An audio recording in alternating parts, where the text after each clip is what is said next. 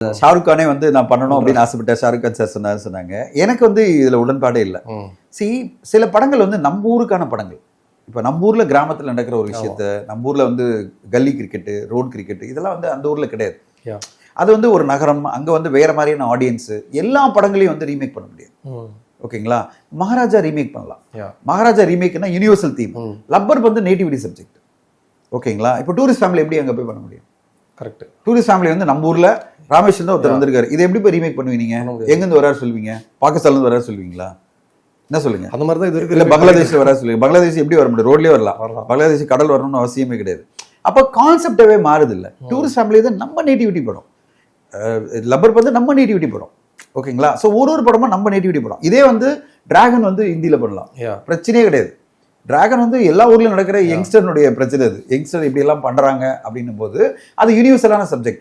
இங்கே பல பேருக்கு புரியாத விஷயம் வந்து ஒரு லாங்குவேஜ்ல ஒரு படம் ஹிட்ன்றதால அங்கே ஓடிடும் நினைக்கிறதுலாம் வந்து லாஜிக்கே கிடையாது. நீங்க எடுத்து பாருங்களேன், இங்க சூரரை போட்டு ஒரு பெஞ்ச் மார்க்கான ஐகானிக்கான படம் ஹிந்தியில் என்னாச்சு? சரியா போல. இந்த அளவுக்கு போல. ஓகே, விக்ரம் வேதா என்னாச்சு? சரியா போல. ஹிந்தியில சரியா போல. இப்படி சொல்லிட்டே வரலாம். உதாரணம் சொல்லிட்டு எடுத்தாங்க. ஜிகர் தண்டா என்னாச்சு? அக்ஷய்குமாரே நிறைய படம் பண்ணியிருக்காரு. என்னாச்சு? எதுவுமே அந்த அளவுக்கு ஏன் போல? ஏன்னா நம்ம ஊருக்கான ஒரு நேட்டிவிட்டி சப்ஜெக்டோட வர, அதாவது நேட்டிவிட்டி ஃபிளேவரோட வர படங்களுக்கு நம்ம ஊர் மட்டும் தான் அப்பீல் வரும். நீங்க அதை கூட போய் அங்கே நிறுத்தினீங்கன்னா ஒண்ணுமே கிடைக்காது. இதை புரிஞ்சுக்கிட்டானா நல்லா இருக்கும். எல்லாருக்கும் என்னன்னா டெர்த் ஆஃப் கண்டென்ட் அப்படின்வாங்க. கண்டென்ட் இல்ல, ஷார்ட் ஷார்ட்டா ஒரு கண்டென்ட் கிடைக்குது இல்ல. ஹிட் படம், அந்த படத்தை கொண்டு வந்து இங்க பண்ணிடலாம் அப்படின்னு நினைக்கிறது வந்து என்ன பொறுத்தவரையும் இது வந்து தவிர்க்கப்பட வேண்டிய விஷயமா பாக்குறேன். ஏன்னா இது வந்து கண்டிப்பா ஃபெயிலியருக்கான ஒரு ஸ்டெப் தான். நீங்க வந்து கதையே இல்லைன்றதுக்காக நீங்க வந்து ஏதோ கிடைச்ச கதையெல்லாம், ஹிட்டான கதையெல்லாம் கொண்டு போய் பண்றது வந்து வேஸ்ட். அதுக்கான ஒரு நேட்டிவிட்டி இருக்கணும், அந்த ஊருக்கான ஒரு அப்பீல் ஒன்று இருக்கணும். எப்படி மகாராஜா வந்து யூனிவர்சல் ஏன் சொல்றேன், இது வந்து சவுத்து கதையே கிடையாது. யார் வேணா பார்க்கலாம். ஒரு அப்பா மகனுக்கான கதை, மகளுக்கான கதை, அதை யாருனாலும் பண்ணலாம்.